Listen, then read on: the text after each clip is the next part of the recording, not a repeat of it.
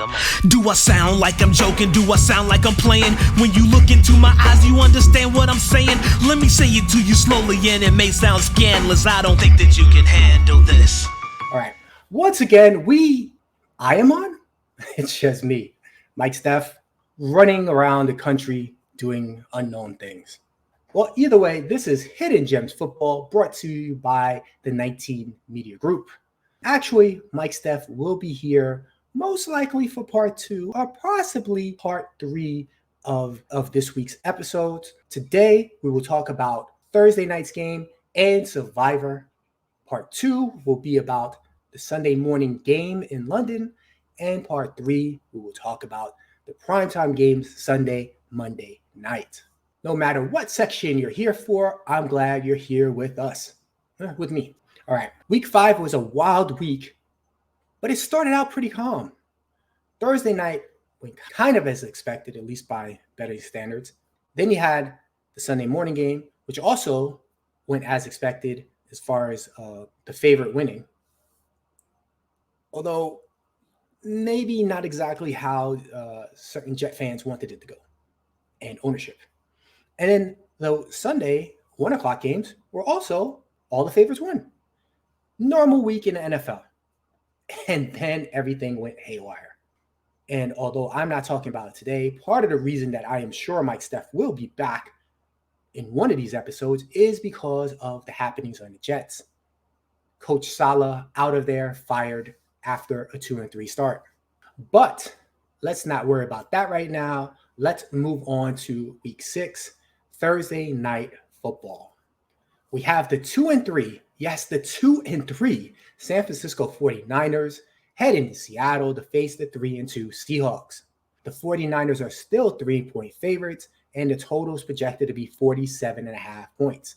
That means Vegas is telling us that the 49ers will score 25.25, while Seattle scores 22.25.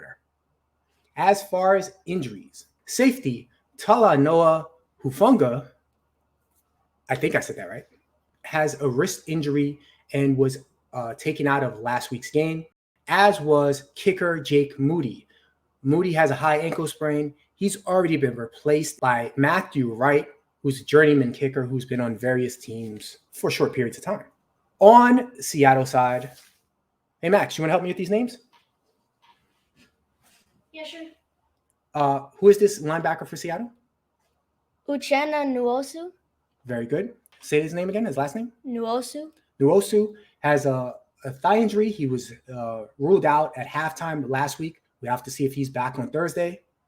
And cornerback Rick Woolen had an ankle injury that he suffered in the first half.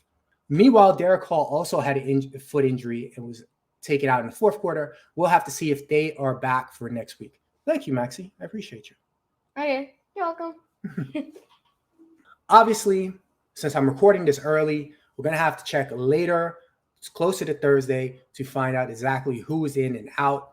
The 49ers literally listed 3/4 of their starting defense as questionable on Monday for Thursday. Now, both of these teams come in struggling a little bit. Looking at San Francisco, they've lost 3 of their last 4. This last game was particularly alarming because they were shut out in the second half, and they only scored 23 points. That includes a blocked field goal that went for a touchdown. Offense didn't do much against the Cardinals defense, which has been surprisingly strong, but not considered one of the best in the league. Brock Purdy has been mediocre as far as touchdowns to interceptions, 6 touchdowns to 4 interceptions. But most importantly, this team has lost 3 of its last 4, including the Rams and the Cardinals, defeating them, both teams that the 49ers are just supposed to defeat. Meanwhile, on Seattle's side, it was looking really strong in the first 3 weeks of the season, but they've lost their last 2. Of course, on Monday Night Football, they lost to the Lions in a bit of a shootout, but this past week, they lost to the New York Giants without their star wide receiver, Neighbors. For me, when it comes down to this game, I am going to look at the overall talent. I think the 49ers way outmatch what Seattle has to offer. And although the 49ers lost 3 of their last 4, I think the Rams and the Cardinal games were both kind of fluky. In the Cardinals game specifically, the 49ers had multiple attempts in the red zone and came out with nothing to show for it, in part because of Moody's injury. This week, they will have a kicker. I'm taking the 49ers minus the 3, and I'm pretty confident in that one. More interestingly me is that point total. 47.5 points. I don't know what's going on here. When you look at the scores, the final scores of games on each side, it leads me to think that this will be an over game. But I really think that the 49ers have to make a statement here. Can they shut down Seattle? Maybe. But I think I'm leaning over. I don't feel too good about that one. But the 49ers minus 3, I feel pretty confident about. All right, guys. Let's move on to the insanity that was Survivor. And as I alluded to earlier in the episode, the 1 o'clock games all went pretty normal. The favorites were winning, the underdogs were losing, and everything was normal. The late games, you figured it's just going to be one of those weeks that Vegas knows it all, because there's no way Seattle was going to lose to the Giants, and there's no way San Francisco is going to lose to Arizona. But as we just talked about, it happened. The Seattle loss kicked out 29.89% of entries in my original Survivor from week 1, and eliminated a whole 41% from the Survivor that I got into in week 4. Meanwhile, San Francisco took out 14% themselves. That meant a total of about, when you add it up with the other ones, about 48% are gone from last week, almost entirely off the 2 biggest favorites losing. I got lucky. I couldn't pick them. I took Chicago. I told you I wasn't thrilled about it, but it worked. By the way, the Mojo Queen said to take Chicago. That's part of the reason I took them. All I can say is it feels good to be lucky, even if I don't feel good about being good.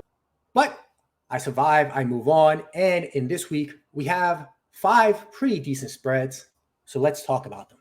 We have Arizona heading to Green Bay. Green Bay is a 5-point favorite. We have Cleveland heading to Philadelphia. Philadelphia is an 8.5-point favorite. Houston is heading to New England. Houston is a 7-point favorite. Washington is heading to Baltimore. Baltimore is a 6.5-point favorite, and Atlanta is a 6.5-point favorite going into Carolina. All right, so 2 of these games I eliminate right off the bat. One, the Green Bay game. Yes, Green Bay is the better team, but Arizona just beat San Francisco. I'm not betting against them this week. The second game I'm eliminating right away is the Washington-Baltimore game. Why would you take Baltimore versus Washington? How strong Washington has been so far. Yes, I do indeed think Baltimore is a better team, but I'm not risking a Survivor pick on that game. I'll take Baltimore later in the season. Now, the one that is tricky to me is the Atlanta Falcons one. They're 6.5 points over Carolina. Carolina looked horrendous last week. They've looked horrendous most of the season. But my problem is that although Atlanta is 3-2, all of their games have been really close. All of their wins have been really close. This seems like a solid time to take them, except I don't like they're on the road. So I think I'm going to bypass that. If I do start new Survivor this week and have multiple picks, maybe I will sprinkle them in. But they're not one of my top 2 picks. Clearly, the top 2 for me are Philadelphia at home, 8.5-point favorites over Cleveland, and then Houston heading to New England. Let's talk about Houston first. Houston is a 7-point favorite. They're playing well. New England cannot score. My only trepidation with this is that it's the road team. On the other side, Philadelphia, 8.5 points at home against Cleveland. We all know how bad Cleveland's looked on offense. Deshaun Watson has looked terrible. Philadelphia is coming off a bye. I have a little bit of issue with how Philadelphia is gelling, but I like them here at home, especially you give Saquon Barkley an extra week's rest, so he should be back to 100%. That will be my pick for the week, but I think both of those games are pretty solid plays. Now let's ask our true expert what he thinks.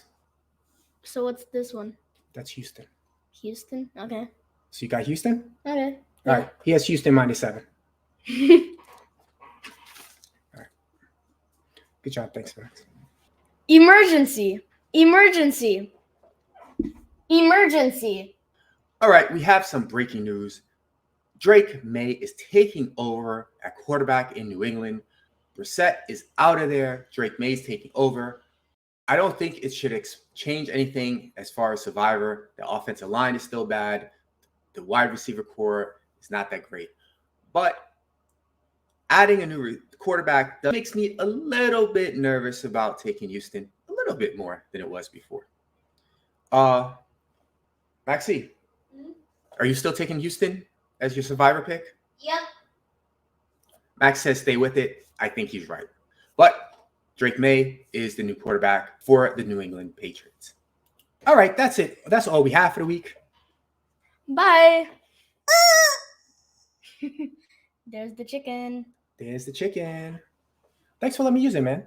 Appreciate you. You're welcome. This is a 19 Media Group presentation. He was ruled out at halftime of last week. We'll see what he has, if he is able. We will see if he's able to make it back. Oh my God. Meanwhile, Derek Hall was also injured in his foot. Injured. No. Mess it up again, Max.